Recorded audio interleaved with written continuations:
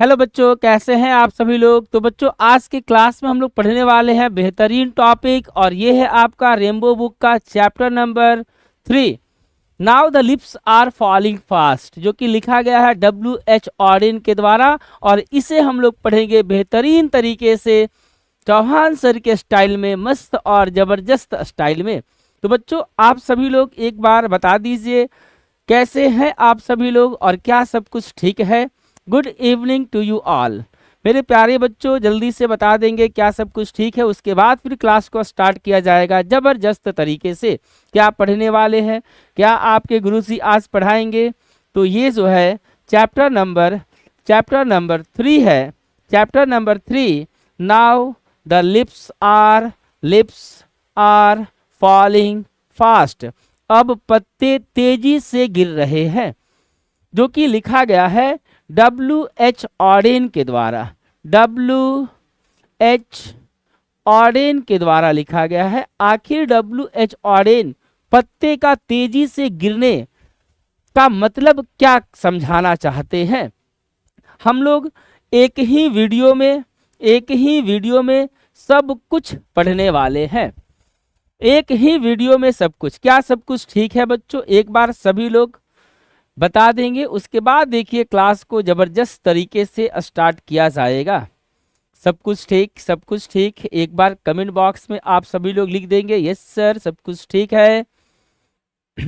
उसके बाद देखिए फिर मजा आएगा आज के क्लास में। चलिए तो पढ़ा जाए। Chapter number 3, now the lips are falling fast, जो कि बहुत ही इंपॉर्टेंट टॉपिक है। ये रेनबो बुक का चैप्टर नंबर 3 है, और कौन लिखा है इसे, तो W.H. ऑडिन लिखे हैं। सबसे पहले बच्चों, सबसे पहले हम लोग देखेंगे चैप्टर नंबर 3, जो कि W.H. ऑडिन लिखे हैं। सबसे पहले हम लोग क्या देखने वाले हैं, तो किसी भी चैप्टर को हम लोग किस प्रकार से पढ़ेंगे। तो सबसे पहले हम लोग पढ़ेंगे पोएट के बारे में, उसके बाद फिर हम लोग पढ़ेंगे पोयम के बारे में। सबसे पहले हम लोग पढ़ेंगे पोएट के बारे में, क्योंकि पोएट से रिलेटेड बहुत सारे इंपॉर्टेंट क्वेश्चंस बनते हैं जो आपके एग्जाम में पूछे जाते हैं। उसके बाद हम लोग पढ़ेंगे पोयम को लाइन बाय लाइन। क्लियर। चलिए बच्चों, तो स्टार्ट किया जाए। देखिए बच्चों, W.H. ऑडिन जिनका जन्म कब हुआ था, 1907 में। W.H. ऑडिन का बच्चों जन्म 1907 में, और इनका मृत्यु हुआ था 1973 में। W.H. ऑडिन का जन्म कब हुआ था बच्चों, आप कहेंगे W.H. ऑडिन का जन्म 1907 में, और इनका मृत्यु कब हुआ था, इनका मृत्यु हुआ था 1973 में। ये बच्चों इंग्लैंड के थे, लेकिन याद रखिएगा, अभी हम लोग क्या पढ़ रहे हैं, पोएट के बारे में पढ़ रहे हैं। किसके बारे में, पोएट के बारे में। और पोएट कौन है, W.H. ऑडिन है। W.H. ऑडिन, क्या बताया गया, इनका जन्म कब हुआ था बच्चों, जन्म इनका कब हुआ था, 1907 में। और इनका मृत्यु कब हुआ, इनका मृत्यु हुआ था 1973 में, 1973 में। ये बच्चों थे इंग्लैंड के थे, लेकिन 1939 में ये जो है इंग्लैंड को छोड़ करके और परमानेंटली इंग्लैंड को छोड़ करके यूनाइटेड स्टेट्स में शिफ्ट कर जाते हैं। यूनाइटेड स्टेट्स में शिफ्ट कर जाते हैं। तो आपसे प्रश्न पूछा जाएगा कि बताइए बच्चों कि W.H. ऑडिन इंग्लैंड को छोड़ करके और परमानेंटली कहाँ शिफ्ट कर जाते हैं, कब इंग्लैंड को छोड़ देते हैं। तो आप कहेंगे 1939 में इंग्लैंड को छोड़ करके परमानेंटली कहाँ शिफ्ट कर गए, यूनाइटेड स्टेट्स में। और यही कारण है कि W.H. ऑडिन का जो रचना है, W.H. ऑडिन की जो भी वर्क्स है, इनकी जो भी रचना है, रचना यानी कि वर्क्स, जो भी लिखा गया इनका रचना है, ये 2 भागों में बटा हुआ है। 2 भागों में कौन कौन सा, तो नंबर 1 एक ब्रिटिश फेज और number 2 American phase. American phase. जब ये ब्रिटेन में थे तो जो भी लिखे हैं वो ब्रिटिश फेज कहलाया, और जब ये यूनाइटेड स्टेट्स शिफ्ट कर जाते हैं तो जितने भी रचना ये लिखे हैं सब वो अमेरिकन फेज की रचना है। एक आपको रचना को याद रखना होगा, एक इनका रचना है द एज ऑफ एंजाइटी। कौन सा रचना बच्चों, क्या कहेंगे आप, द एज ऑफ एंजाइटी, जो कि अमेरिकन फेज की रचना है।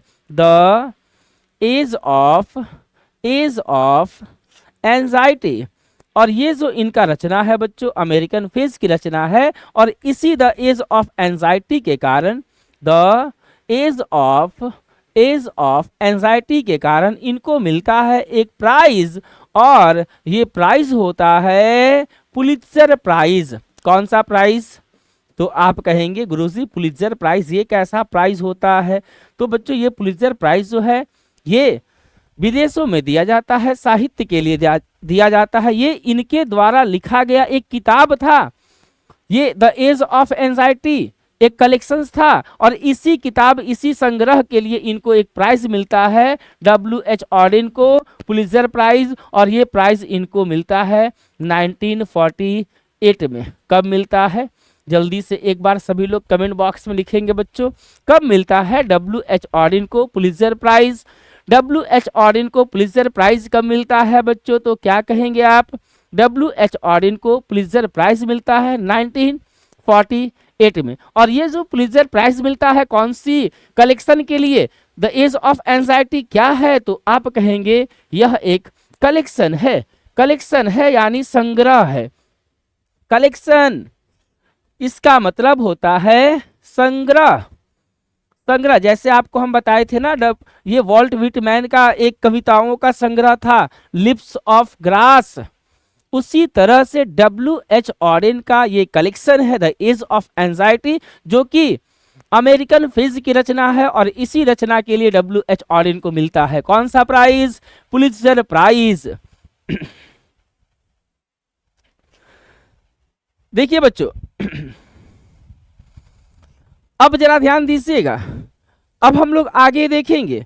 ये जो W.H. ऑर्डिन थे ना, ये इनके लिए जो कविता हुआ करता था, जो पोएट्री हुआ करता था, poetry to W.H. Auden, poetry to W.H. Auden was a serious game. बच्चों याद रखिएगा, बहुत इंपॉर्टेंट है, किसके लिए कविता एक सीरियस गेम के जैसा था, आप कहेंगे W.H. ऑर्डिन के लिए कविता एक सीरियस गेम के जैसा था। वाज अ सीरियस गेम, किसके लिए कविता एक सीरियस गेम के जैसा था, आप कहेंगे W.H. ऑर्डिन के लिए कविता एक सीरियस गेम यानी गंभीर खेल के समान था। कैसा खेल, गंभीर खेल के समान था। किसके लिए कविता एक सीरियस गेम के जैसा था, तो वो कौन है, W.H. ऑर्डिन है। W.H. ऑर्डिन के लिए कविता कैसा खेल, सीरियस खेल के जैसा था। ये जो यहाँ पे जो लिखते हैं ये now the lips are falling fast, समझिएगा बात को। अच्छा इसका मतलब क्या होगा, now the lips are falling fast, तो क्या कहेंगे, आप कहेंगे गुरुजी इसका तो मतलब होगा कि पत्ते तेजी से गिर रहे हैं। बच्चों पत्ते तेजी से गिर रहे हैं वो तो होगा ही, लेकिन इस पत्ते का तेजी से गिरना ये दर्शाता है इंसान की स्पीड यानी बहुत तेज मृत्यु को। ये पत्ते तेजी से गिरने का अर्थ हुआ कि इंसान का मृत्यु अब बहुत तेजी से हो रहा है, ये कहना चाहते हैं W.H. ऑर्डिन इस लाइन से। तो आपसे एग्जाम में प्रश्न पूछेगा now the lips are falling fast refers to, अगर आपसे पूछेगा now the lips are falling fast, the lips are falling fast, are falling fast, now the lips are falling fast refers, किस चीज को ये रेफर करता है, किस चीज को ये दर्शाता है, तो आप कहेंगे रेफर्स टू डेथ, डेथ को दर्शाता है। बच्चों किस चीज को दर्शाता है, डेथ को दर्शाता है, पत्ते का। अब पत्ते का तेजी से गिरना यानी अब हर मानव जाति बहुत तेजी से मृत्यु की ओर बढ़ रहा है। बहुत तेजी से मृत्यु हो रहा है। तो क्या क्या बताया गया आप सभी लोगों को? आप सभी लोगों को बताया गया है, सबसे पहले तो हम ये कहे हैं कि बच्चों किसी भी चैप्टर को हम लोग दो पार्ट में समझते हैं। पहला वो होता है राइटर, ऑथर, पोएट, और उसके बाद होता है पोएम, लेसन। अब हम लोग यहाँ पे पढ़ रहे थे किसके बारे में? पोएट के बारे में। और पोएट के बारे में हम लोगों ने क्या क्या देखा है? तो पोएट कौन है इस चैप्टर के? इस चैप्टर के पोएट कौन है? W.H. ऑडिन है। और W.H. ऑडिन के बारे में हम लोगों ने क्या क्या सीखा? हम लोगों ने देखा W.H. ऑडिन का जन्म 1907 में, मृत्यु 1973 में। W.H. Auden belong to England but he left England as early as 1939 to settle permanently in the United States। और ये जो है 1939 में इंग्लैंड को छोड़ करके और परमानेंटली कहाँ पे शिफ्ट कर जाते हैं? तो क्या कहेंगे आप? क्या कहेंगे? कहाँ पे शिफ्ट कर जाते हैं बच्चों? यूनाइटेड स्टेट्स में। कहाँ पे छोड़ करके? इंग्लैंड को। कौन सा जगह को छोड़ करके? इंग्लैंड को छोड़ करके कहाँ शिफ्ट कर जाते हैं? यूनाइटेड स्टेट्स में। And that is why his works has been divided into two phases. और यही कारण है कि इनका जो वर्क्स है, इनका जो रचना है, दो फेज में बटा हुआ है। The number 1 is British phase and number 2 is American phase. जितने भी रचना है दो फेज में है। जब ये ब्रिटेन में थे तो जो भी ये लिखा करते थे उसको डाल दिया गया ब्रिटिश फेज में, और अमेरिका चले गए जब वो लिखे तो उसको अमेरिकन फेज कह दिया गया। आपको याद रखना है एक रचना।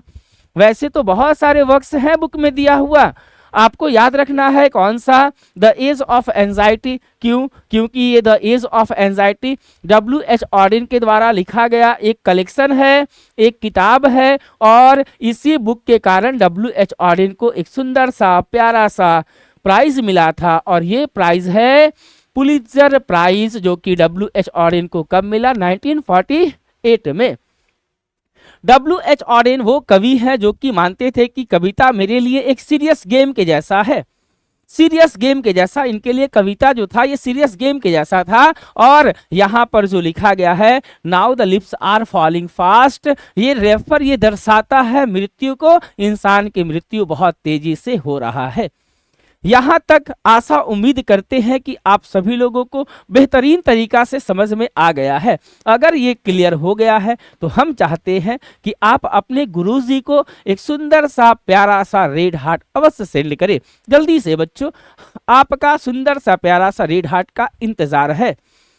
जल्दी से हम देखना चाहते हैं यहाँ तक कितने बच्चों का बिल्कुल बेहतरीन तरीका से क्लियर हुआ है। कमेंट बॉक्स में बातचीत ना करें, it will be better for you. जल्दी से यहां तक किसी तरह का अगर कोई दिक्कत नहीं है बालक, तो जल्दी से सुंदर सा प्यारा सा रेड हार्ट सेंड करेंगे, फिर आपके गुरुजी आगे बढ़ेंगे, क्योंकि बहुत दूर निकलना है। एक ही वीडियो में सब कुछ पढ़ना है। गुरुजी ग्रामर भी होगा बच्चों, काहे को टेंशन लेते हैं कि ग्रामर सर नहीं पढ़ाएंगे? अरे A to Z पढ़ाएंगे। किताब का कुछ चैप्टर्स को पहले हम आगे निकाल देते हैं, उसके बाद देखिए आप लोग, मजा आएगा। फिर किताब का कुछ चैप्टर्स को पहले पढ़ा देते हैं, क्या दिक्कत है इसमें? फिर ग्रामर स्टार्ट कर दिया जाएगा। ग्रामर का बहुत सारा टॉपिक है। कौन सा टॉपिक में आपको डर लगता है? कौन सा टॉपिक में ज्यादा डर लग रहा है? ऐसा तो नहीं कि बहुत ज्यादा डर लग रहा है, डरिएगा नहीं। आपके साथ आपके गुरु जी है, आपको डरने की कोई जरूरत नहीं है। एक पैसा भी आपको डरने की जरूरत नहीं है बच्चों। आपका इंग्लिश का एग्जाम, हिंदी का भी एग्जाम बहुत जबरदस्त जाएगा, बहुत ही जबरदस्त। सारा सब्जेक्ट एक तरफ, इंग्लिश हिंदी एक तरफ। क्लियर? जब एग्जाम देने के लिए जाएंगे तो एकदम चेहरा मुस्कुराता हुआ रहेगा, निकलेंगे तो भी आपका चेहरा पूरा मुस्कुराता हुआ रहेगा। आप मन ही मन आपका एकदम लड्डू फूटेगा कि लगता है कि इंग्लिश में एकदम झंडा गाड़ देंगे। ये वादा है आपके गुरुजी का। सर पहले बुक उसके बाद ग्रामर। देखिए एक से एक लोग हैं जो कि बुक के भी दीवाने हैं। आगे बढ़ते हैं बच्चों। अब हम लोग जो है इसी चीज को एक बार यहाँ पे देख लीजिए, जो चीजें आपको बताया गया। क्या बताया गया है? तो आप सभी लोगों को बताया गया है कि W.H. ऑडिन, जिनका जन्म 1907 में, मृत्यु 1973 में, और ये एक versatile and intellectually vigorous poet थे, यानी मल्टी टैलेंटेड थे ये। क्लियर? ये एक ट्रांसलेटर भी थे, एडिटर भी थे, और वर्स ड्रामेटिस्ट और क्रिटिक भी थे। वर्स ड्रामेटिस्ट का मतलब होता है बालक, काव्य नाटककार। क्रिटिक का मतलब होता है क्रिटिक आलोचक। ट्रांसलेटर यानी अनुवादक, और एडिटर का मतलब होता है संपादक।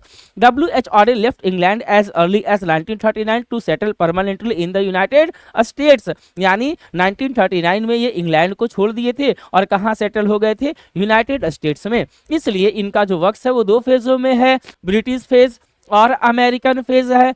पोएट्री इनके लिए क्या था, सीरियस गेम के जैसा था। और इनको कौन सा प्राइज मिला है, आप कहेंगे पुलित्जर प्राइज कब मिला है, 1948 में मिला है। किस चीज के लिए, तो इनका एक कलेक्शन था द एज ऑफ एंजाइटी के लिए। द एज ऑफ एंजाइटी जो है ये कौन सी फेज की रचना है, आप कहेंगे ये अमेरिकन फेज की रचना है। क्या यहाँ तक कोई दिक्कत, आप कहेंगे नो गुरुजी कोई दिक्कत नहीं है। फाड़ देंगे एग्जाम में सर, बिल्कुल फाड़ दीजिए, झाड़ दीजिए, झंडा गाड़ दीजिएगा। In this poem W.H. Auden talks about the frustration present in human life. देखिए बच्चों, अब थोड़ा सा सीरियसली और समझिएगा, यहाँ पर क्या कहता है, फ्रस्ट्रेशन, इसका मतलब होता है निराशा। फ्रस्ट्रेशन का मतलब क्या होता है, निराशा। और प्रेजेंट का मतलब होता है मौजूद। क्या होता है, मौजूद होगा, मौजूद। यानी इस कविता में W.H. Auden जो कविता लिखे हैं, कुछ तो इस कविता का कुछ तो अर्थ होगा। इस कविता का अर्थ क्या है, तो हर कविता का छुपा हुआ अर्थ होता है। And you need to understand that hidden meaning of the poem.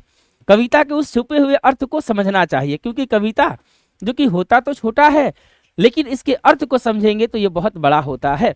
Clear, कविता लिखने में छोटा होता है लेकिन इसका अर्थ बहुत बड़ा होता है। जैसे कोई गाना वगैरह देखते हैं ना, गाना वगैरह में 2-4 लाइन ही होता है, लेकिन थोड़ा सा आराम से अगर सुनिए तो उसका अर्थ बहुत होता है। क्लियर, तो frustration present in human life, इसका मतलब ये हुआ कि W.H. Auden जो है इस कविता में बात करते हैं उस निराशा के बारे में जो मानव जीवन में प्रेजेंट है, मौजूद है। कौन सा निराशा के बारे में जो मानव जीवन में मौजूद है बच्चों, कौन सा निराशा, तो ये निराशा है बुढ़ापे की अवस्था में किस प्रकार से लोग जो है असहाय हो जाते हैं, इच्छा पूरा नहीं होता है तो वो निराश भी हो जाते हैं। और the aspirations that are not fulfilled बच्चों, और ये क्या बात करते हैं, ये बात करते हैं उस अभिलाषा के बारे में, इच्छा के बारे में जो कभी पूरा नहीं हो पाता है। हर इंसान के अंदर बहुत सारा इच्छा होता है। जैसे जैसे हम लोग बड़े होते हैं, जैसे जैसे हम लोग जो है अपने जिंदगी की अंतिम पड़ाव की ओर पहुंचते हैं, बुढ़ापा की ओर पहुंचते हैं, तो हमारी इच्छा बहुत बढ़ता चला जाता है। जीवन भर हम लोग जो चीज कमाए होते हैं उसको हम लोग उसके बारे में हम लोग चिंता करने लगते हैं, सोचने लगते हैं। और ये कहते हैं कि ऐसे भी अभिलाषा है, इच्छा है जो पूरा नहीं होता, हर इच्छा तो पूरा होता नहीं है। तो न पूरी होने वाली इच्छा अभिलाषा के बारे में बात करते हैं। And the sense of loneliness, loneliness का मतलब होता है बच्चों अकेलापन। क्या होता है, क्या कहेंगे आप, लोनलीनेस का मतलब क्या होता है, अकेलापन होता है, अकेलापन होता है। अकेलापन की उस भावना के बारे में बात करते हैं जिसमें हर व्यक्ति लिव्स एंड डाइज, जीता है और मरता है। अकेलापन की भावना, जब इंसान बुजुर्ग हो जाता है ना तो वो सभी लोगों के भीड़ में, घर में बहुत सारे लोग होंगे लेकिन फिर भी वो देखिएगा अकेला महसूस करने लगता है। जैसे जैसे इंसान का उम्र जो है वो बुजुर्ग की ओर, जैसे जैसे इंसान का उम्र जो है बढ़ता चला जाता है, वो दुनिया से बिल्कुल अलग होता है और एक समय में वो सच में अलग हो जाता है। तो उस अकेलापन के बारे में बात करते हैं जिसमें हर व्यक्ति को जीना है और मरना है। क्लियर, अब बच्चों हम लोग देखेंगे कविता को लाइन बाय लाइन। चलिए कविता को लाइन बाय लाइन देखेंगे। सर आपका पढ़ाने के बाद ऑब्जेक्टिव याद नहीं करना पड़ता है, याद हो जाता है, बहुत बढ़िया। मन से पढ़ेंगे तो ऑब्जेक्टिव याद नहीं करना पड़ेगा। सब्जेक्टिव भी अच्छे से अगर आप पढ़ लेते हैं बच्चों तो खुद से बना करके भी आप लिख दीजिएगा। सब्जेक्टिव में भी आपको ज्यादा मेहनत करने की कोई आवश्यकता नहीं है। चलिए आगे बढ़ते हैं, क्या कहते हैं बच्चों ये, now the lips are falling fast, nurses flowers will not last, nurses to the grapes are gone and the params go rolling on. समझिएगा बात को, क्या कहते हैं इस 4 लाइन से W.H. Auden कह रहे हैं कि अब पत्ते बहुत तेजी से गिर रहे हैं, यानी अब इंसान का मृत्यु बहुत तेजी से हो रहा है। बड़े बुजुर्ग लोग तो अब मर ही रहे हैं, और इन लोगों की बच्चों बड़े बुजुर्ग लोग तो अब मर ही रहे हैं, और nurses flower will not last. Nurses flower का मतलब समझिएगा बच्चों, बड़े बड़े जो पेड़ होते हैं ना, बड़े बड़े जो पेड़ होते हैं, पेड़ के देखिएगा आप, तो पेड़ के नीचे छोटे छोटे भी बहुत सारे पौधे होते हैं, बहुत सारे पौधे होते हैं, छोटे छोटे भी बहुत सारे पौधे होते हैं। बड़े पेड़ के नीचे बहुत सारे पौधे होते हैं, बड़े पेड़ के नीचे। क्लियर? तो जो छोटे छोटे जो पौधे हैं, बहुत सारा तो ऐसा पौधा होता है जो लत्तीदार होता है, अपने से वो जो है ना, अपने से वो फल फूल नहीं सकता है, हम लोग डंडा में उसको सहारा दे देते हैं, किसी चीज में हम लोग लटका देते हैं। तो वैसे पौधों को ही कहा गया है, छोटे छोटे पौधों को, nurses flowers. Flowers growing under और बिसाइड अ सपोर्टिंग ट्री, यानी वो पौधे जो बड़े बड़े पेड़ के सपोर्ट में उगते हैं, बड़े होते हैं। विल नॉट लास्ट, बड़े लोग तो नहीं ही रहेंगे, और छोटे लोग भी, वो लोग भी ज्यादा दिनों तक रहने वाले नहीं है, क्योंकि उन लोगों की देखरेख करने वाली जो नर्सेस है, जो देखरेख करती है, वो लोग कहाँ चली गई है? ग्रेव, यानी कि कब्र में चली गई है। बड़े लोग जब रहेंगे ही नहीं तो छोटे लोगों की देखरेख कौन करेगा? तो इसलिए छोटे लोग भी ज्यादा दिनों तक रहने वाले नहीं है, क्योंकि नर्सेस जो है, जो देखरेख करने वाले, वो कहाँ चली गई है? ग्रेव में, argon. And the params go rolling on. बच्चों पैरम्स का मतलब होता है पैरम्बुलेटर। देखिए यहाँ पे लिख देते हैं, ये जो लिखा है ना पैरम्स, ये वाला शब्द, इसका मतलब होता है पैरम्बुलेटर। पैरम्बुलेटर्स का मतलब होता है बच्चों, बच्चों की झूला गाड़ी, बच्चों की झूला गाड़ी, बच्चों की झूला गाड़ी। चार पहिया वाला जो झूला गाड़ी देखे है ना बच्चों की, पालनी जिसको कहते हैं, बच्चा लोग झूलते रहता है, उसे कहा गया है परम्स। और जब बच्चे लोग नहीं रहेंगे तो उसकी झूला गाड़ी ऐसे ही झूलता रहेगा। इस लाइन का मतलब यह हुआ बालक कि जिंदगी और मौत का सिलसिला ऐसे ही बना रहेगा। जो आएंगे वो जाएंगे, फिर नए आएंगे, फिर जाएंगे। जिंदगी और मौत का सिलसिला ये कंटिन्यू चलता रहेगा, जैसे बच्चों की झूला गाड़ी ऐसे ही झूलता रहता है। ये इस चार लाइन का मतलब हुआ। क्या कहते हैं? फिर से एक बार समझिएगा। सभी बच्चे लोग कहते हैं now the lips are falling fast, यानी अब पत्ते तेजी से गिर रहे हैं, यानी अब इंसान जो है बहुत तेजी से मर रहा है।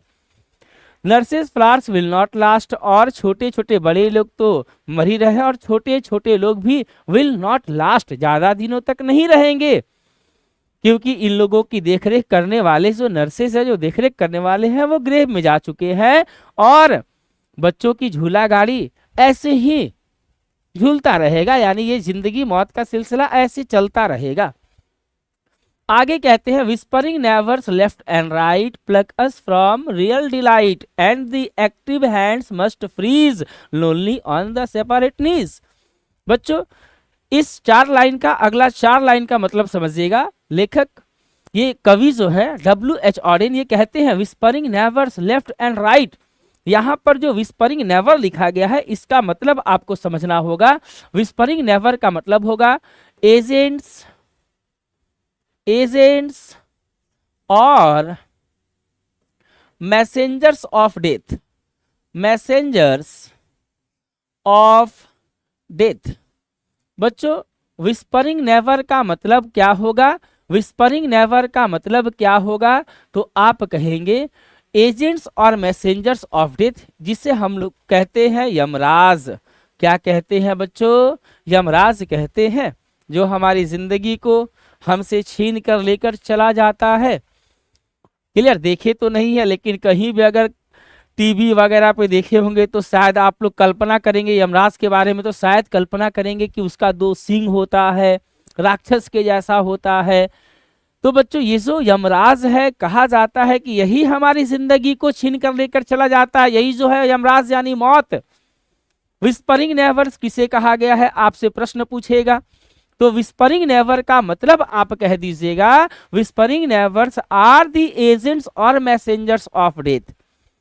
Who are the whispering neighbours, पिछले साल का उसके पहले का पूछा हुआ प्रश्न है, बिहार बोर्ड प्रश्न पूछा है बच्चों। Who are the whispering neighbours, आप कहेंगे whispering neighbours are the agents और मैसेंजर्स ऑफ डेथ। एजेंट्स और मैसेंजर्स ऑफ डेथ का मतलब क्या होगा, तो कहेंगे हिंदी इसका यमराज होगा। अब क्या कहते हैं WH ऑडिन इसके बारे में, whispering neighbours left and right pluck us from real delight. सबसे पहले प्लक का मतलब समझिए, उसके बाद डिलाइट का मतलब समझिएगा। प्लग का मतलब होता है, वैसे तो प्लग का यूज करते हैं तोड़ने के लिए, हल्के हाथों से किसी चीज को तोड़ना, पूरी ताकत लगा करके तोड़ेंगे तो ब्रेक, और हल्के हाथों तोड़ने के लिए हम लोग क्या कहते हैं, प्लग कहते हैं। जैसे फूल तोड़ना, किसी का केस वगैरह से हम लोग निकालते हैं ना, व्हाइट वाला केस निकाल देते हैं, उसको हम लोग प्लग कह सकते हैं। अब यहाँ पे देखिएगा, यहाँ पर प्लग का मतलब होगा छीनना। प्लग का मतलब क्या होगा, छीनना होगा, यानी टेक अवे, टेक अवे होगा, क्लियर, ले लेना। और डिलाइट का मतलब होता है बच्चों हैप्पीनेस, हैप्पीनेस यानी कि खुशियां होगा, क्या होगा, खुशियां होगा, खुशियां। तो समझिएगा, ये जो यमराज है ना, जो मौत है, ये मौत अलग अलग रूपों में हमारे इर्द गिर्द आस पास भटकता रहता है, और न जाने कब ये हमारी वास्तविक खुशियां को छीन कर लेकर चला जाए, किसी को कुछ पता नहीं होता है। यानी कब किसका मृत्यु हो जाए किसी को पता नहीं होता है, क्योंकि मौत जो है किसी भी रूप में आकर उसकी खुशियां को लेकर के जा सकता है, छीन सकता है। प्लग का मतलब क्या होगा, छीनना होगा, और डिलाइट का मतलब क्या होगा, तो खुशियां होगा। अभी हम लोग कितना अच्छा से एकदम सपना सजा करके रखते हैं कि फ्यूचर में ये करेंगे, वो करेंगे, ऐसा होगा, वैसा होगा, लेकिन एक झटके में यमराज जो है इस खुशियां को छीन कर लेकर के जा सकता है, बिल्कुल जाता भी है। मौत जब भी किसी का आता है बच्चों, बोल कर नहीं आता है। मौत जो है, यमराज जो है, किसी की भी खुशियां को लेकर के चला जाता है। ये इस लाइन से कहने का इसका मतलब है इनका कि whispering neighbours left and right, जो यमराज है हमारे लेफ्ट राइट इर्द गिर्द इधर उधर भटकता रहता है अलग अलग रूपों में, और ये हमारी वास्तविक खुशियां को लेकर के चला जाता है। And the active hand must freeze, freeze का मतलब होता है बिल्कुल ठंडा पड़ जाना। फ्रीज का मतलब क्या होता है बच्चों, तो आप कहेंगे गुरुजी ठंडा पड़ जाना। Active hand must freeze lonely on the separate knees. Knees का मतलब बच्चों क्या होता है, घुटना होता है, घुटना। सेपरेट का मतलब क्या होता है, बिल्कुल अलग, क्लियर, ऑन द सेपरेट नीज। और एक्टिव हैंड यानी कि बच्चों इस लाइन से कहना चाहते हैं कि आज जो हम लोग का हाथ बिल्कुल एक्टिव है, पूरा शरीर एक्टिव है, जब चाहे जैसे चाहे वैसे हम लोग घुमा देंगे हाथ पांव को, लेकिन यही जो आज जो एक्टिव है, समय आने पे यही हाथ पांव जो है वो काम करना बंद कर देता है। अभी जो हमारा हाथ पांव बिल्कुल एक्टिव है, समय आने पे ये हाथ पांव बिल्कुल काम करना बंद कर देता है, ठंडा पड़ जाता है, जब यमराज लेकर के चला जाता है हमारी जिंदगी को। जब यमराज हमारी जिंदगी को लेकर के चला जाता है, तो जो हाथ पांव जो हमारा है, जो अभी काम कर रहा है, ये हाथ पांव क्या होता है, ठंडा पड़ जाता है, क्लियर। आगे की lines, dead in hundreds at the back follow wooden in our track, arms raised stiffly to reprove in false attitude of love. इस लाइन को समझिएगा बच्चों, यहां तक उम्मीद करते हैं, आशा करते हैं कि आप सभी लोगों को किसी तरह का कोई दिक्कत नहीं होगा। अगर नहीं है तो बच्चों आप लोग अवश्य ही सेंड करते रहिए। आप लोग बीच बीच में, अगर आप सभी लोगों को कोई दिक्कत नहीं होता है, अच्छे से समझ में आता है, लगता है कि गुरुजी बिल्कुल जबरदस्त तरीके से समझ में आ रहा है, तो आपका जो रेड हार्ट है मुझे बहुत मोटिवेट करता है। क्योंकि किसी तरह का कोई बच्चों कोई यहाँ पे जो है कनेक्टिविटी नहीं है, बस जो भी है सो कमेंट बॉक्स है, आपका कमेंट हम देखते हैं। मुझे ऐसा फील होना चाहिए कि बच्चों को किसी तरह का कोई दिक्कत नहीं है, बस, और कुछ भी नहीं। मुझे ऐसा फील होना चाहिए बच्चों किसी तरह का कोई दिक्कत नहीं है, फिर हम ऐसे ही पढ़ाते रहेंगे, कोई दिक्कत नहीं। क्या ज़्यादा फास्ट हो रहा है, क्या सब कुछ क्लियर हो रहा है, ये सब कैसे समझ में आएगा। आपका एक रेड हार्ट ही काफ़ी है ये सभी बताने के लिए। बहुत बढ़िया, वेरी गुड, बहुत अच्छा बहुत अच्छा बच्चों। तो चलिए आगे बढ़ा जाए। हम लोग अभी तक टोटल कितना लाइन कंप्लीट कर चुके हैं बच्चों, तो 4 लाइन ये हो गया, 4 लाइन ये हो गया। अब अगला 4 लाइन हम लोग पढ़ेंगे अभी, और इसमें कितना है टोटल बच्चों, तो 4 4 8 4 12 4 16 4 20 लाइन का है। अब हम लोग जो पढ़ने जा रहे हैं ये आपका तीसरा सेट है। क्लियर, यानी 8 लाइन कंप्लीट हो गया, 9, 10, 11, 12 ये पढ़ेंगे हम लोग। क्लियर यहाँ तक। अब आगे बढ़ते हैं बच्चों। ये कहते हैं dead in hundreds at the back follow wooden in our track, arms raised stiffly to reprove in false attitude of love. बच्चों एक बात जरा समझिएगा, W.H. Auden कहते हैं कि dead in hundreds at the back follow wooden in our track. Track का मतलब तो समझ में आया, रास्ता होता है, रास्ता। और वुडन का मतलब समझिएगा, वुडन का मतलब, वैसे तो वुडन का मतलब होता है लकड़ी का बना हुआ, लेकिन यहां पर इस वुडन का एक खास मतलब होगा कॉफिन। और बच्चों कॉफिन का मतलब होता है ताबूत। क्या होता है? ताबूत होता है। क्लियर, ताबूत होता है। Arms raised stiffly to reprove. Reprove का मतलब वैसे होता है बच्चों, रिप्रूव यानी कि हम लोग इसका यूज करते हैं झाड़ने के लिए, डांटने के लिए, डांटना या झाड़ना, है ना। यहां पर हो जाएगा क्या? निराशा व्यक्त करना, नाराजगी व्यक्त करना। Clear, in false attitude of love. Clear, चलिए समझते हैं हम लोग कविता को। देखिएगा बच्चों, जब किसी भी व्यक्ति का मृत्यु हो जाता है, जब किसी भी व्यक्ति का मृत्यु हो जाता है तो इस व्यक्ति को एक हम लोग बॉक्स में, बक्से में हम ऐसे बना देते हैं ताकि आपको ज़्यादा और अच्छे से समझ में आए। क्लियर, लकड़ी का ताबूत पहले हम बना देते हैं। लकड़ी का ताबूत आप लोग देखे होंगे, लकड़ी का ताबूत देखे हैं ना बच्चों। लकड़ी का ये मान लीजिए ताबूत है। क्लियर, जो कि आप देखिएगा वैसे लोग जो कि डेड बॉडी को दफनाते हैं वो लोग क्या करते हैं, तो लकड़ी के ताबूत में कब्रिस्तान लेकर के चले जाते हैं डेड बॉडी को और वहां जाके दफना देते हैं। कोरोना काल में तो ताबूत के साथ ही दफनाया जा रहा था, क्योंकि कोरोना वाला जो है वहां उस समय समस्या था। वैसे मुस्लिम रिलीजन में, क्रिश्चियन लोगों में ताबूत में भर करके ले जाते हैं। हिंदू रिलीजन में क्या होता है ना कि हम लोग जो है उसी समय जो है अर्थी तैयार करते हैं और उसको लेकर के चले जाते हैं। क्लियर, तो यहाँ पे जो लकड़ी का ताबूत होता है उसी के बारे में बात हो रहा है।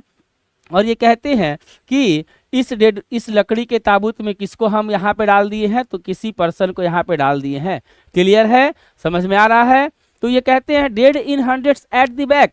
जब बच्चों इस लकड़ी के ताबूत को कब्रिस्तान ले जाया जाता है तो ये लकड़ी का ताबूत के साथ साथ सैकड़ों लोग जो होते हैं इसी कब्रिस्तान वाले रास्ते में पीछे पीछे, इसी ताबूत के पीछे पीछे, कहाँ पे बच्चों, इसी ताबूत के पीछे पीछे सैकड़ों लोग होते हैं, सैकड़ों लोग होते हैं जो कि कब्रिस्तान वाले रास्ता पे जा रहे होते हैं। क्लियर, तो ये कहते हैं कि जो सैकड़ों लोग उस रास्ता में जा रहे हैं, dead in hundreds at the back follow wooden, इसी वुडन को फॉलो करते करते, इसी को कहा गया है वुडन। क्लियर, लकड़ी का ताबूत, इसी का पीछा करते करते इसके पीछे पीछे जो सैकड़ों लोग जो जा रहे हैं, ये लोग भी जिंदा रहने वाले नहीं है। ये जो मर गया है वो तो जा ही रहा है, इसके पीछे जो सैकड़ों लोग हैं वो लोग भी जिंदा रहने वाले नहीं है। और ऐसा जब भी दृश्य को देखा जाता है बच्चों, तो लोग जो है ना वो अपना प्यार दिखाते हैं इसी व्यक्ति के प्रति। जो व्यक्ति मर गया होता है उसके प्रति लोग प्यार दिखाते हैं, अफसोस जताते हैं, कभी कभी भगवान को कोसते भी है, गुस्सा में डांट भी देते हैं, कुछ बोल भी देते हैं। बच्चों ये सब कुछ जो है प्यार का झूठा फलसफा है, फॉल्स एटीट्यूड ऑफ लव है, झूठा दिखावा है। सच्चाई तो यही है कि सब लोगों को एक एक करके उसी रास्ते को जाना है। क्लियर, अच्छा देखिएगा एक बात और कि कोई भी कभी भी अर्थी हो या इस तरह का अगर आप देखिएगा सीन, तो कोई भी जो है इस जुलूस में जो रहता है वो कोई भी इसके आगे आगे नहीं चलता है, इसके आगे आगे नहीं चलता है, क्योंकि इसको अशुभ माना गया है।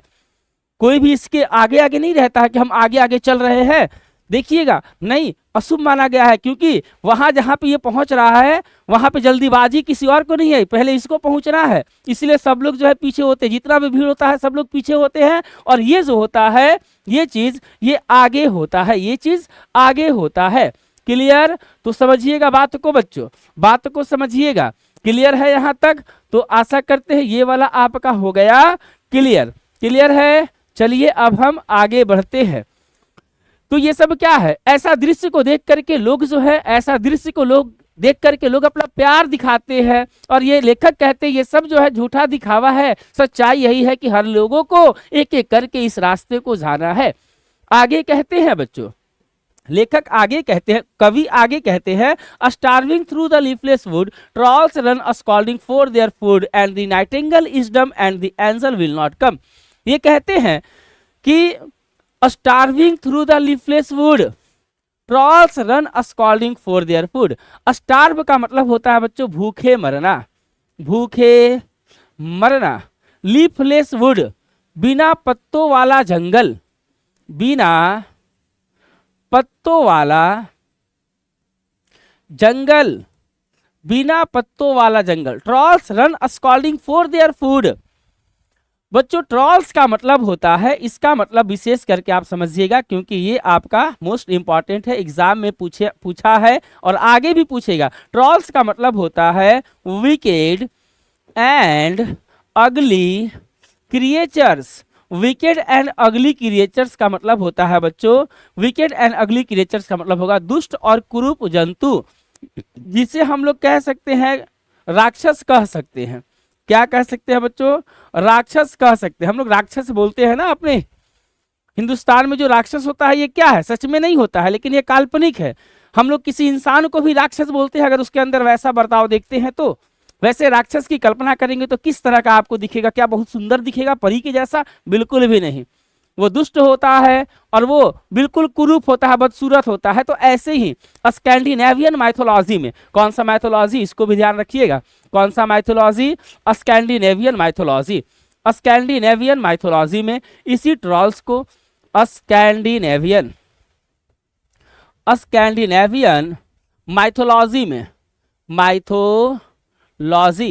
माइथोलॉजी का मतलब होता है बच्चों पौराणिक कथा। हम लोग का भी जो है ना रामायण महाभारत में कुछ ऐसे भी लोगों का जिक्र किया हुआ जो अब नहीं है। क्लियर? जैसे हनुमान जी का बात किया गया है, जटायु का बात किया गया है। तो स्कैंडिनेवियन, वो तो इंडियन माइथोलॉजी हो गया हम लोगों का। स्कैंडिनेवियन माइथोलॉजी में इस ट्रॉल्स का मतलब होता है वैसा कोई जंतु जो कि विकेड हो, दुष्ट हो और अगली हो। यानी हम सिंपल साधारण भाषा में आपको समझाने के लिए क्या कहेंगे? राक्षस कहेंगे। बच्चों जब लोग बुजुर्ग हो जाते हैं तो उसके अंदर स्वयं जो है बहुत, शरीर के अंदर बहुत कष्ट होता है, दुख होता है, कई तरह का वो बीमारी को झेल रहा होता है। ऐसे कंडीशन में भी कुछ लोग जो है वो बेचारा खुद भूखे मर रहा होता है। जो बुजुर्ग लोग हो जाते हैं खुद तो वो जो है भूखे मर रहे होते हैं, उसके अंदर कई तरह का बीमारी हो जाता है, वो असहाय हो जाता है। उसका जो जिंदगी है, बुजुर्ग लोगों की बुढ़ापे की अवस्था की जो बच्चों हालात जो होता है ना, बिना पत्ता वाला जंगल के जैसा हो जाता है, किसी तरह का कोई रौनक नहीं। अब आप समझिए बच्चों, किसी जंगल का खूबसूरती क्या है? जंगल में पेड़ ना हो, पेड़ अगर हो भी तो पेड़ पे एक भी पत्ता ना हो। आप थोड़ी देर के लिए कल्पना कीजिए वो जंगल कैसा होगा। लगेगा जंगल में कोई रौनक ही नहीं है। बच्चों जंगल में पेड़ है, पेड़ में पत्ते हैं तभी जानवर लोग भी रहेंगे। अगर पेड़ है ही नहीं या फिर पेड़ है पत्ता नहीं है तो जंगल का रौनक खत्म हो जाता है। उसी तरह से ये कहते हैं कि इंसान, बुजुर्ग यानी बूढ़े लोग जो होते हैं वो बिल्कुल असहाय हो जाते हैं। उनका जीवन जो होता है वो बिना पत्ता वाला जंगल के जैसा होता है। ये तो खुद भूखे मर रहे होते हैं। इसके बावजूद भी कुछ राक्षस प्रवृत्ति के जो लोग होते हैं उन लोगों की जान लेते हैं। अपना फायदा के लिए जो है उन लोगों का हालात जो है, उन लोगों का और भी ज्यादा हालात को खराब कर देते हैं और ज्यादा कष्ट पहुंचाते हैं। किस प्रवृत्ति के लोग? राक्षस प्रवृत्ति के लोग, बुजुर्ग लोगों को। And the Nightingale is dumb and the angel will not come. ये कहते हैं बच्चों कि जब इंसान का जब अंतिम घड़ी चल रहा होता है ना, देखिए कई बार ऐसा होता है कि हम लोग अपने जीवन में तबीयत खराब होता है, हॉस्पिटल जाते हैं, दवा खाते हैं और ठीक हो जाते हैं, लेकिन एक समय आता है जो कि वो जीवन का अंतिम घड़ी होता है। हम लोग कितने भी भगवान भगवान करते रहेंगे, भगवान उस समय हम लोगों की जान बचाने के लिए नहीं आएंगे।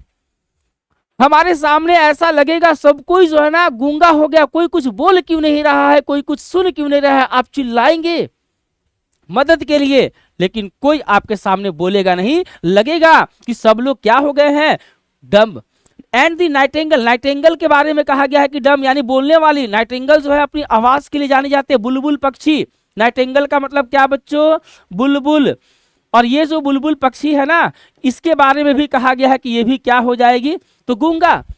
यानी बुलबुल अपनी आवाज के लिए जानी जाती है। और यहाँ पर इस लाइन से ये कहना चाहते हैं कि आपके सामने जो मदद करने वाले लोग भी हैं वो भी जो है बिल्कुल कुछ नहीं कर पाएंगे। जब अंतिम घड़ी आता है तो कोई कुछ नहीं कर पाता है। यहाँ तक कि कोई एंजल भी, कोई परी भी, कोई भगवान यानी देवदूत भी, देवदूत जैसे एक तरफ है ना यमराज जिंदगी को छीनता है, तो दूसरी तरफ भगवान भी तो हैं जो जिंदगी को देते हैं। उसी के लिए एंजल यूज किया गया है। और ये कहते हैं कि अंतिम समय में कोई परी, कोई देवदूत, कोई भगवान भी नहीं आएंगे हमारी जान को बचाने के लिए।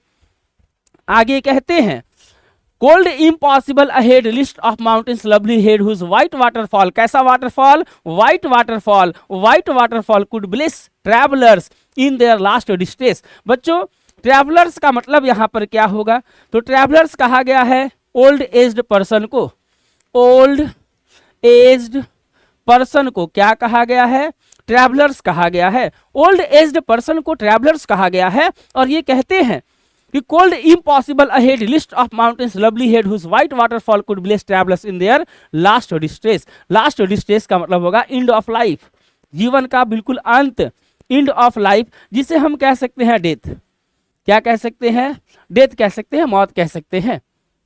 क्लियर बच्चों, देखिए मौत तो होना ही है, चाहे आप कितना भी डर लीजिए, चाहे कितना भी डर लगता है। W.H. ऑडिन कहते हैं कि डेथ इज इनएविटेबल, मौत से कोई बच नहीं सकता है, मौत सबको आना है, डरने से क्या फायदा। ये कहते हैं कि जो बुजुर्ग लोग होते हैं उनके अंदर बहुत सारा इच्छा होता है, बहुत इच्छा, एकदम पर्वत के जैसा, बहुत पहाड़ के जैसा बिल्कुल इच्छा होता है, सुंदर सुंदर इच्छा होता है। यदि सभी इच्छा को तो पूरा नहीं कर सकते हैं, लेकिन यदि उसकी छोटी छोटी इच्छाओं को पूरा कर दिया जाए, यदि बुजुर्ग लोगों की, जो लोग जो है मृत्यु में समाने वाले हैं, मृत्यु के बिल्कुल करीब पहुंच चुके हैं, ट्रैवलर्स जो है जो कि एकदम जीवन के अंतिम समय में है, जो बुजुर्ग लोग हैं, यदि उसकी इच्छाओं को थोड़ा थोड़ा भी, छोटी छोटी भी इच्छाओं को अगर पूरा कर दिया जाए तो उनका मृत्यु सुकून से होगा। और ये सुकून से जो मृत्यु है, मृत्यु तो होगा ही, लेकिन सुकून से जो मृत्यु है, ये कह करके ये जो है एक आशावादी विचार को दिखाते हैं। ये आशावादी विचार क्या है, तो कविता के हर पंक्ति में ये जो है केवल डराने का बात किए हैं, मौत को लेकर के केवल और केवल निराशा वाला, निराशावादी बात किए हैं, निराश किए हैं जिंदगी और मौत। हमेशा मौत के बारे में कह करके ये क्या किया, डराए हैं। और अंत में कहते हैं कि भाई डर क्यों रहे हैं, मौत तो सबको आना है, लेकिन यदि थोड़ी थोड़ी अगर इच्छाओं को पूरा कर दिए जाए तो मौत जो होगा वो सुकून वाली होगा। इस प्रकार बच्चों यह जो कविता है ये पैसिमिस्टिक कम ऑप्टिमिस्टिक बन जाता है। आप कहेंगे गुरुजी ये क्या है, पैसिमिस्टिक कम ऑप्टिमिस्टिक बता रहे हैं बच्चों, बता रहे हैं कम ऑप्टिमिस्टिक। इसका मतलब यह हुआ कि निराशावादी, निराशावादी, कम का मतलब होगा और होगा। जी हाँ, ये कम है, लिखा होता है कहीं कहीं देखिएगा डायरेक्टर कम मैनेजर, यानी डायरेक्टर भी है और मैनेजर भी है। तो निराशावादी, निराशा नहीं लिखा है यहाँ पर, गलती हो गया है, निराशावादी, निराशावादी और आशावादी। ऑप्टिमिस्टिक का मतलब आशावादी। कौन सा कविता पैसिमिस्टिक कम ऑप्टिमिस्टिक है, तो आप कहेंगे वो कविता कोई और नहीं है, now the lips are falling fast है। Now the lips are falling fast ये किस टाइप की पोयम है, तो आप कहेंगे ये कविता जो है, ये जो कविता है ऑप्टिमिस्टिक भी है और पैसिमिस्टिक भी है। इसको हम इस तरह से कर देंगे तो ज़्यादा अच्छा लगेगा। ये कौन सी कविता है, तो आप कहेंगे पैसिमिस्टिक और ऑप्टिमिस्टिक दोनों है। क्लियर, इस तरह से हम कर देते हैं, पैसिमिस्टिक भी है और ऑप्टिमिस्टिक भी है। क्लियर है बच्चों, यहाँ तक क्लियर है? यहाँ तक एक बार जरा सुंदर सा अपने गुरुजी को आप रेड हार्ट सेंड कर दीजिए तो जल्दी से, जल्दी से अपने गुरुजी को क्या सेंड कर दीजिए आप, रेड हार्ट जरा जल्दी से। क्या यहाँ तक क्लियर है? क्या यहाँ तक क्लियर है? हाँ, कौन डम है? डम का मतलब गूंगा। किसको बोला गया है गूंगा? नाइटिंगेल को गूंगा बोला गया है। ट्रॉल्स का मतलब क्या होता है? ये सभी पूछेगा ऑब्जेक्टिव क्वेश्चन में। कभी देखिए ना किताब खोल करके, ऑब्जेक्टिव क्वेश्चन में क्या है आपको मिलेगा, ट्रॉल्स का मतलब क्या होगा, किसे डम्ब कहा गया है? नाइटिंगेल को डम्ब कहा गया है। And the params go rolling on, params यानी पेरम्बुलेटर, बच्चों की झूला गाड़ी। ये लाइन कौन सा चैप्टर का है? विस्परिंग नेवर का मतलब क्या होगा? आप कहेंगे विस्परिंग नेवर का मतलब यमराज होगा, लेकिन हिंदी में नहीं बोलना है, आपको कहना है इंग्लिश में एजेंट्स और मैसेंजर्स ऑफ डेथ। एजेंट्स और मैसेंजर्स ऑफ डेथ। आपसे पूछेगा विस्परिंग नेवर वाला लाइन जो है कौन सा कविता में पढ़े हैं, तो बोल दीजिएगा now the lips are falling fast. फिर पूछेगा now the lips are falling fast किसने लिखा है, कह दीजिएगा W.H. ऑरेन। फिर पूछेगा W.H. ऑरेन इंग्लैंड के थे और कब ये यूनाइटेड स्टेट्स में शिफ्ट कर गए, कह दीजिएगा 1939 में। इनको कौन सा प्राइज मिला है, तो क्या बोलेंगे पुलित्जर प्राइज कब मिला है, 1948 में। और ये जो है किस रचना के लिए मिला है, तो द एज ऑफ एंजाइटी के लिए मिला है। किसके लिए कविता एक सीरियस गेम के जैसा था, तो W.H. ऑरेन के लिए। अब क्या चाहिए बच्चों, हर चीज तो क्लियर हो गया है, यस या नो? मजा आ रहा है बच्चों? मजा आ रहा है? तो अब हम लोग बच्चों देखेंगे इस कविता की शानदार समरी को। शानदार समरी को हम लोग देखने वाले हैं। चलिए एक बार हम लोग समरी को समझ लेते हैं, क्या कहता है ये समरी। ध्यान दीजिएगा सभी लोग, समरी बहुत इंपॉर्टेंट होता है किसी भी चैप्टर का। समरी अगर समझ गए तो वो चैप्टर पूरा समझ गया, क्योंकि समरी जो होता है उस चैप्टर का निचोड़ होता है, चाहे वो प्रोज का हो, पोएट्री का हो, हिंदी हो, इंग्लिश हो, किसी भी चैप्टर का। इसी को हम लोग कहते हैं हिंदी में सारांश। क्या बोलते हैं बच्चों? इसी को हम लोग सारांश कहते हैं, सारांश कहते हैं बच्चों, इसी को कहते हैं सारांश। क्लियर? देखिए क्या कहा गया है, now the lips are falling fast is a very fine poem. Now the lips are falling fast जो है बहुत ही फाइन यानी सुंदर सा कविता है, रिटेन बाय W.H. ऑरेन। और किसके द्वारा लिखा गया है, तो W.H. ऑरेन के द्वारा लिखा गया है। Who won the Pulitzer Prize in 1948 for his collection The Age of Anxiety। और ये जो W.H. ऑरेन है इनको पुलित्जर प्राइज मिलता है 1948 में। कब मिलता है बच्चों? 1948 में। W.H. ऑरेन who won the Pulitzer Prize, W.H. ऑरेन who won the Pulitzer Prize, जिनको मिलता है पुलित्जर प्राइज इन 1948 में for his collection the age of anxiety. इन्हीं के द्वारा लिखा गया एक कलेक्शन यानी संग्रह था द एज ऑफ एंजाइटी के लिए। आगे है बच्चों, इन दिस पोएम, इस कविता में the poet talks about the frustration that is naturally present in human life. और इस कविता में कवि जो है बात करते हैं उस निराशा के बारे में। फ्रस्ट्रेशन का मतलब क्या होगा बच्चों, बताए है ना, निराशा। उस निराशा के बारे में बात करते हैं जो प्राकृतिक रूप से हर मानव जीवन में प्रेजेंट है यानी मौजूद है। हर मानव जीवन को बच्चों, हर मानव को, बच्चा से वो बड़ा होगा, बुजुर्ग होगा, जब बुजुर्ग होगा तो उसके अंदर बहुत सारी जो है निराशा होगा, कष्ट होगा।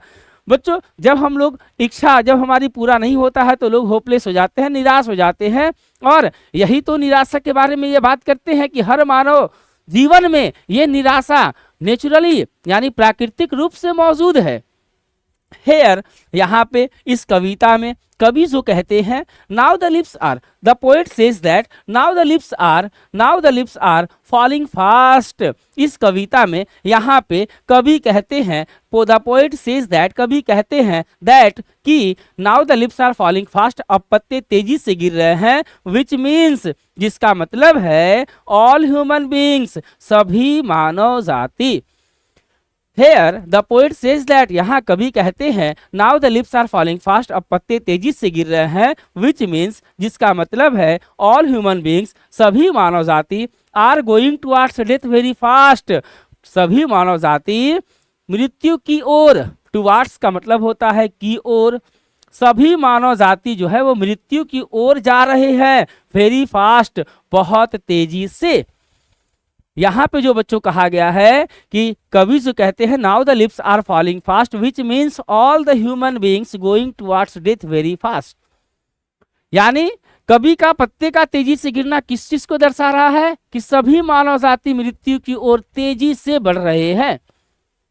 आगे कहते हैं during their life span, life span का मतलब होता है जीवन काल, लाइफ स्पैन का मतलब जीवन काल, ड्यूरिंग का मतलब होता है के दौरान, के दौरान, यानी पूरे जीवन काल के दौरान मनुष्य जो है अपने पूरे जीवन काल के दौरान there desire and aspirations, Dzire का मतलब बच्चों क्या होता है, इच्छा होगा, एस्पायरेशंस का मतलब क्या होता है, तो वही है अभिलाषा होता है, नॉट फुलफिल्ड का मतलब होता है पूरा नहीं होता है, पूरा नहीं होता है। आप सभी लोगों के लिए, जिस बच्चे का हिंदी बहुत कमजोर है, इंग्लिश बहुत कमजोर है, उसके लिए हम हिंदी लिख दे रहे हैं। जो बच्चे लोग कहते हैं कि सर समरी समझ में नहीं आता है, वैसे बच्चों को इसलिए समझ में नहीं आता है क्योंकि कुछ वर्ड होता है उसके समझ से बाहर का होता है। अगर वैसे शब्दों का हिंदी अगर बता दिया जाए तो बेहतरीन तरीका से समझ में आ जाएगा। तो ड्यूरिंग देयर लाइफ स्पैन, अब मानव अपने पूरे जीवन काल के दौरान, मानव का पूरे जीवन काल के दौरान there desire and aspirations are not fulfilled, उसका जो इच्छा अभिलाषा होता है वो पूरा नहीं होता है। सो इसलिए, सो का मतलब क्या होगा बच्चों, सो का मतलब क्या होगा, इसलिए, सो का मतलब ऐसा भी होता है लेकिन यहाँ होगा इसलिए। दे बिकम होपलेस, इसलिए मानव जो होता है ना बिल्कुल होपलेस हो जाता है, निराश हो जाता है, क्या हो जाता है, निराश हो जाता है, एंड फील लोनलीनेस, और अकेला महसूस करने लगता है। क्या महसूस करने लगता है बच्चों, अकेला महसूस करता है। क्लियर, यानी पूरे जीवन काल के दौरान बच्चों जब इच्छा और अभिलाषा पूरा नहीं होता है तो इंसान बिल्कुल निराश हो जाता है और वो अकेला महसूस करने लगता है। द पोएट सेज दैट, कवि कहते हैं कि विस्परिंग नेवर्स, विस्परिंग नेवर्स का मतलब बच्चों वही ना यमराज, आप समझ सकते हैं इसको, मौत कह सकते हैं, कोई बात नहीं, यमराज का ही दूसरा नाम मौत होता है। कभी कहते हैं whispering neighbours are present everywhere, present का मतलब क्या होगा बच्चों, मौजूद होगा। कभी कहते हैं कि मौत जो है वो सभी जगह, एवरीवेयर का मतलब क्या होगा, हर जगह होगा, एवरीवेयर यानी हर जगह, मौत जो है हर जगह मौजूद होता है, in different forms, in different forms होगा बच्चों, यहाँ पे है ना, यहाँ पे क्या लगेगा, यहाँ पे एस लगेगा, इन डिफरेंट फॉर्म्स यानी अलग अलग रूपों में, अलग अलग रूपों में, अलग अलग रूपों में। कभी कहते हैं बच्चों कि यमराज जो है, मौत जो है वो अलग अलग रूपों में हर जगह मौजूद होता है। टू स्नैच ह्यूमन हैप्पीनेस, मानव की खुशियां को स्नैच यानी कि छीनने के लिए, स्नैच का मतलब छीनना होता है बच्चों, टू स्नैच यानी छीनने के लिए। मौत जो है, यमराज जो है, ये अलग अलग रूपों में मानव की खुशियां को छीनने के लिए हर जगह मौजूद होता है। इसका मतलब हुआ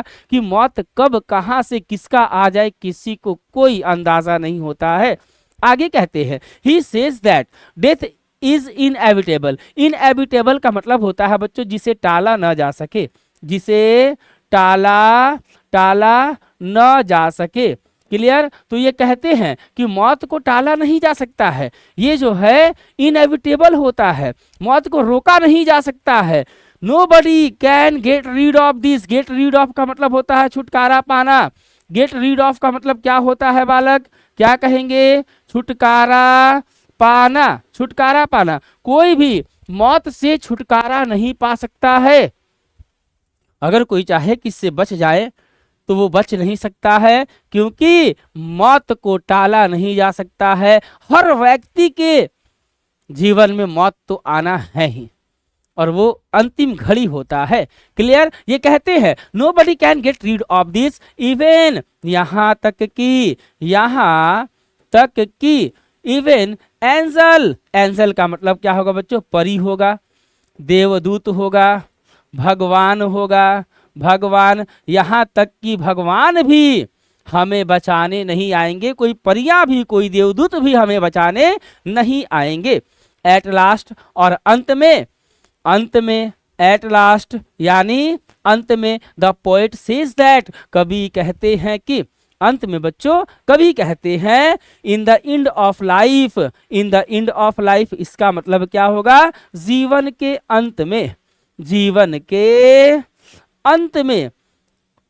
और लास्ट में, कविता के लास्ट में कवि कहते हैं कि जीवन के अंत में travellers will be blessed by the white waterfall, travellers यानी कौन से बच्चों लोग, तो old aged person, old aged person, यानी बूढ़े लोगों को ना कहेंगे हम लोग, बुजुर्ग लोगों को कहेंगे, बूढ़े लोगों को कहेंगे, बूढ़े लोग जो यात्रा को समाप्त करने वाले हैं। Will be blessed by the white waterfall, यानी जीवन के अंत में जो बुजुर्ग लोग हैं, जो अपनी जीवन की यात्रा को समाप्त करने वाले लोग हैं, उन्हें व्हाइट वाटरफॉल से ब्लेस्ड किया जाएगा।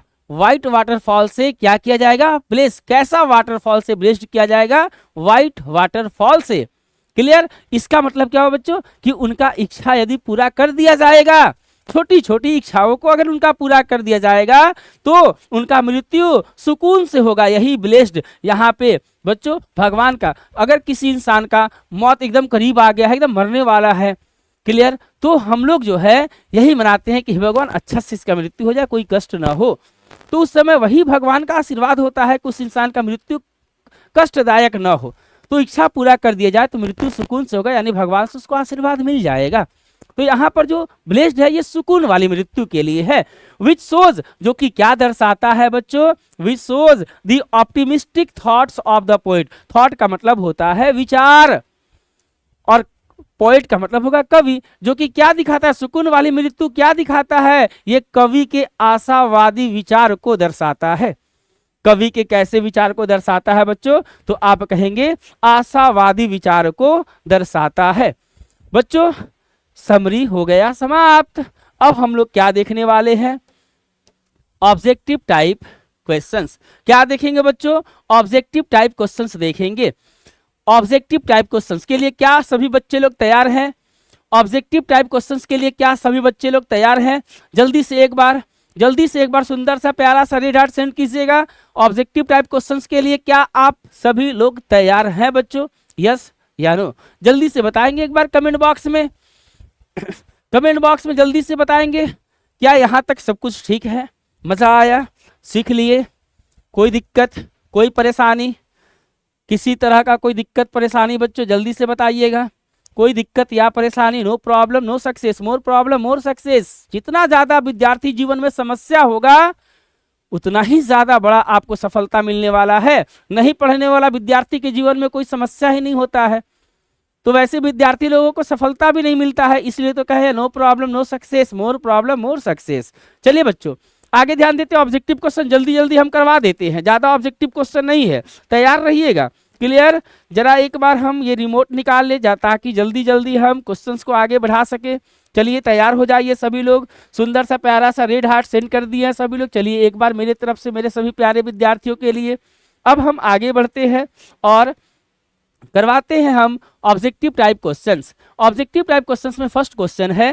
फर्स्ट क्वेश्चन क्या है? तो फर्स्ट क्वेश्चन है now the lips are falling fast. ये क्या है? तो now the lips are falling fast होगा, क्या है क्या? बस यहाँ पर क्या लिख दीजिए, तो आप कहें गुरुजी यहाँ पर फास्ट हो जाएगा। जी हाँ, now the lips are falling fast होगा। क्लियर? चलिए बाकी सब हो गया गलत।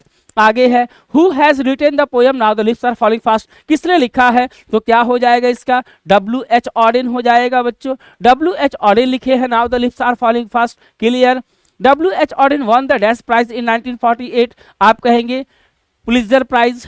पुलित्जर प्राइज इनको मिला था, कब मिला था? 1948 में मिला था बच्चों। Clear? The line and the params go rolling on. इस लाइन को याद रखिएगा, बहुत इंपॉर्टेंट लाइन है। ये एग्जाम में बिहार बोर्ड जो है इसको पहले पूछ लिया है बच्चों, याद रखेंगे, बहुत इंपॉर्टेंट है। किस कविता का लाइन है? तो आप कहेंगे ये line now the lips are falling fast का है। Clear? Now the lips are falling fast का है। Params go rolling on, params वाला लाइन याद रखिएगा सभी लोग। कौन वाला लाइन? परम्स वाला लाइन याद रखिएगा। क्लियर है? आगे बढ़ते हैं। द लाइन बच्चों आप कहेंगे ना कि सर आप VVI लाइन नहीं करवाए हैं, लाइन एक्सप्लेनेशन नहीं करवाए हैं। लाइन एक्सप्लेनेशन का ट्रिक बता दिए हैं, पिछला 2 वीडियो को देखिएगा। और VVI लाइन के लिए यही तो है लाइन। अब कैसे लाइन आएगा बच्चों? यही तो है VVI लाइन। तो इस सेशन में, इस वीडियो में आपका VVI लाइन कंप्लीट हो रहा है। लाइन एक्सप्लेनेशन कैसे करना है पिछला 2 वीडियो में हम बता चुके हैं। Clear? The line travellers in their last distress is taken from. तो ट्रैवलर्स वाला, ट्रैवलर्स का मतलब क्या होगा? ओल्ड एज पर्सन होगा। ये किस चैप्टर का है? आप कहेंगे now the lips are falling fast का है। Now the lips are falling fast का है। Whispering नेवर्स plug us from the real delight, real delight होगा, क्या होगा? डिलाइट। और याद रखिएगा एक और बात, विस्परिंग नेवर वाला लाइन कौन सा चैप्टर? आप कहेंगे now the lips are falling fast, now the lips are falling fast. Next है बच्चों, what does the poem now the lips are falling fast enacts? Enacts किस चीज को ये दर्शाता है? किस चीज को बच्चों ये दर्शाता है? तो उस निराशा को दर्शाता है, फ्रस्ट्रेशन को दर्शाता है जो हर मानव जाति में प्राकृतिक रूप से मौजूद है। निराशा को, फ्रस्ट्रेशन को दर्शाता है। कहाँ गया फ्रस्ट्रेशन? ऑप्शन नंबर ए में लिखा है। क्लियर है? फ्रस्ट्रेशन को दर्शाता है।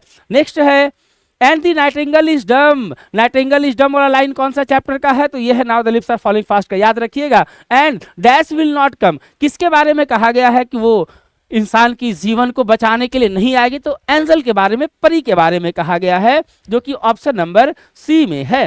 क्लियर? कोई दिक्कत यहां तक? नो प्रॉब्लम बच्चों, बस 5 मिनट में कंप्लीट हो जाएगा। हड़बड़ाएंगे नहीं किसी भी विद्यार्थी, कोई भी विद्यार्थी हड़बड़ाएगा नहीं, 5 मिनट में कंप्लीट। देखिए, for which creation was W H. Auden awarded the Pulitzer prize? कौन सा कलेक्शन के लिए डब्ल्यू.एच. ऑर्डिन को पुलित्जर प्राइज मिला था? पढ़िए तो जरा समझ में आ जाएगा आपको, पढ़िएंगे तो समझ में आ जाएगा। कभी कभी ऑप्शन बड़ा काम करता है बच्चों। कभी कभी क्या होता है, क्वेश्चन में समझ में नहीं आया, ऑप्शन देखे तो समझ में आ गया, अच्छा ये होगा। जैसे ये वाला द एज ऑफ एंजाइटी, जो कि अमेरिकन फेज की रचना है। Dash never never ceases our soul, कौन जो है हमारी आत्मा को लेकर चला जाता है? Whispering neighbours, Yamraj. Whispering neighbours क्या हो जाएगा? Whispering neighbours, whispering neighbours. Clear? बहुत बढ़िया। Troll, troll is an ugly creatures in कौन सा मैथोलॉजी में बच्चों? तो क्या बताए हम? स्कैंडिनेवियन बताए हैं। मत कहिएगा कि गुरुजी आप बताए नहीं थे, बिल्कुल बताया गया है। स्कैंडिनेवियन मैथोलॉजी, पौराणिक कथा कहते हैं। मैथोलॉजी, पौराणिक कथा, यानी जो पुराना कथा जो होता है उसे कहते हैं। स्कैंडिनेवियन मैथोलॉजी में जो ट्रॉल्स होता है ये क्या है? अगली क्रिएचर्स है, विकेड क्रिएचर्स है। इसी को ना हम कहे थे राक्षस, इसी को ना कहे थे हम, क्या कहे थे? राक्षस कहे थे बच्चों। याद होगा आप सभी लोगों को। Nurses to the grapes are gone is from, nurses to the grapes ये लाइन जो है कहां से लिया गया है? तो आप क्या कहेंगे? Now the lips are falling fast से लिया गया है। क्लियर? आगे है now the lips are falling fast is a dash poem. कैसा पोयम है बच्चों? जरा बताइए तो देखिए जरा, क्या आप गेस कर पा रहे हैं कि option A B C D कौन सा होगा? क्या गेस कर पा रहे हैं आप? आपको पढ़ाया गया है पैसिमिस्टिक कम ऑप्टिमिस्टिक, जिसका हिंदी होता है निराशावादी और आशावादी। निराशावादी और आशावादी होता है। Who is dumb in the poem? किसको कहा गया है कि वो डम है? डम का मतलब क्या होता है? गूंगा होता है। किसको कहा गया है? आप कहेंगे नाइटिंगेल को कहा गया है। नाइटिंगेल यानी कि क्या होता है? बुलबुल होता है, बुलबुल। क्लियर? चलिए आगे बढ़ते हैं अब हम। And the Nightingale is dumb is from, कौन सा पोयम से ये लिया गया है बच्चों? And the Nightingale is dumb. तो आप कहेंगे गुरुजी ये जो है, ये जो लाइन है and the Nightingale, Nightingale is dumb वाला जो लाइन है ये लिया गया है now the lips are falling fast से। बहुत सारा आपका लाइन कंप्लीट हो रहा है इससे। आगे है डैश पर्सन्स आर ट्रैवलर्स, कौन सा पर्सन को बच्चों ट्रैवलर्स कहा गया है? तो आप कहेंगे यंग, न्यू, डल या ओल्ड। क्या होगा बच्चों? आप कहेंगे ओल्ड पर्सन्स। बुजुर्ग लोगों को ही कहा गया है कि वही लोग जो है ट्रैवलर्स है, यानी कि यात्री है, जीवन की यात्रा को पूरा करने वाला। जीवन भी एक यात्रा है और हम लोग उसके यात्री हैं। Clear? The falling of dash refer to the speedy arrival of death, कौन सा चीज जो है मौत की तेजी को दिखाता है बच्चों? तो आप कहेंगे पत्ते का तेजी से गिरना मौत का तेजी से होना को दर्शाता है। पत्ते का तेजी से गिरना यानी क्या हो जाएगा? तो लिप्स हो जाएगा। क्या होगा बच्चों? क्या कहेंगे आप? लिप्स होगा गुरुजी। कहीं कोई दिक्कत? No problem. Whispering neighbours stands for, whispering neighbours का मतलब क्या होगा? जल्दी से आप लोग बताइए, मोस्ट इंपॉर्टेंट है। बिहार बोर्ड इसको पूछ चुका है कई बार, क्वेश्चन आंसर भी पूछा है, ऑब्जेक्टिव में भी पूछा है और आगे भी पूछेगा आपसे 2026 के एग्जाम के लिए, बहुत इंपॉर्टेंट है। क्लियर? तो विस्परिंग नेवर्स का मतलब होगा एजेंट्स और मैसेंजर्स ऑफ डेथ। कहाँ गया? हाँ, agents of death, option number D, agents of death. Clear? आगे dash waterfall could bless the travellers in their last distress, कैसा वाटरफॉल के बारे में बोला गया है कि लास्ट डिस्ट्रेस में ट्रैवलर्स को बिल्कुल बेस्ड करता है, सुकून देता है? तो आप कहेंगे white waterfall. White waterfall, white waterfall के बारे में बात किया गया है और यह भी प्रश्न बिहार बोर्ड पहले पूछ चुका है। जरा आप सभी लोग कभी क्वेश्चंस बैंक को भी उलट पलट करके देखा कीजिए, तब जा करके आपको समझ में आएगा कौन सा प्रश्न कितना वैल्यूएबल है। Dash run scolding for there food in now the lips are falling fast, किसके बारे में कहा गया है? Dash run scolding for there food, तो ये कहा गया है ट्रॉल्स के बारे में। Trolls run scolding for there food, trolls का मतलब आपको समझा दिया गया है। इसी के बारे में हम कहे थे कि यही होता है बच्चों राक्षस स्कैंडिनेवियन मैथोलॉजी में। Clear? Now the lips are falling fast talks about the dash of human life. Now the lips are falling fast में किसके बारे में बात करते हैं? तो निराशा के बारे में बात करते हैं। किसके बारे में? उस निराशा के बारे में बात करते हैं जो मानव जीवन में मौजूद है। क्लियर? क्लियर? कोई दिक्कत? No problem. आगे देखिए बच्चों, नेक्स्ट है white waterfall could bless the, आप कहेंगे ब्लेस द ट्रैवलर्स। ट्रैवलर्स, जी हाँ, ऑप्शन नंबर ए। एक ही क्वेश्चन में घुमा घुमा करके ऐसे ही देगा बच्चों, थोड़ा सा स्ट्रांग होइए आप लोग भी। And the active hand must dash only on the separate knees and the active hand must freeze. एक तरफ फ्रीज है तो दूसरा तरफ नीज है। क्लियर? फ्रीज हो जाएगा, फ्रीज। नेक्स्ट है who disturbs the real delight of the ageing person, कौन जो है वो बुजुर्ग लोगों की वास्तविक खुशियां को डिस्टर्ब करता है, परेशान करता है? तो वो कोई और नहीं, वही है विस्परिंग नेवर, यमराज जिसको कहा गया है। क्या कहा गया है? Whispering neighbours. For WH Auden poetry was a serious game. कौन सा गेम? Serious game. क्लियर? क्या हो जाएगा इसका? अ सीरियस गेम। कोई दिक्कत कहीं पे भी, थोड़ा सा भी कोई दिक्कत? इसी के साथ ये चैप्टर हो गया पूरी तरीका से समाप्त, फिनिश्ड, द एंड। बताएंगे बच्चों आप सभी लोग क्लास कैसा लगा और नेक्स्ट वीडियो में आप सभी लोगों को क्या पढ़ना है ये भी आप सभी लोग कमेंट बॉक्स में लिखेंगे जल्दी से। अगला वीडियो किस चीज का होना चाहिए बच्चों? अगला वीडियो किस चीज का होना चाहिए? इसमें आप सभी लोगों को बता दिया गया, इसका कुछ क्वेश्चंस आंसर रह गया है। क्वेश्चंस आंसर वो भी तो बहुत आसान है। आपसे पूछेगा who are the whispering neighbours, तो आसानी से आप कह दीजिएगा whispering neighbours are the agents और मैसेंजर्स ऑफ डेथ। ट्रॉल्स किसे कहा गया है? तो आप कहेंगे trolls are the wicked and ugly creatures according to Scandinavian mythology. यही सब है बच्चों, इसलिए आपको नहीं बताया गया। बाकी समरी हो गया है, लाइन एक्सप्लेनेशन भी आपका, लाइन एक्सप्लेनेशन भी आप कर लेंगे, आसानी से बता दिया गया है। वीवीआई लाइन भी आपका आ गया है, ऑब्जेक्टिव में समरी तो हो ही गया है और लाइन बाय लाइन एक्सप्लेनेशन भी हो गया है। पोएट के बारे में और पोयम के बारे में बेहतरीन तरीका से समझा दिया गया है। बच्चों मिलते हैं फिर बहुत जल्द एक छोटे से ब्रेक के बाद। जम करके पढ़ाई कीजिए बच्चों, एकदम जबरदस्त तरीका से पढ़ाई कीजिए। अगला जो क्लास होगा बिल्कुल धमाकेदार होगा, मस्त होगा, जबरदस्त होगा। क्लियर? अवश्य बताएंगे बच्चों कि आप लोगों को नेक्स्ट वीडियो कौन सा टॉपिक पे चाहिए।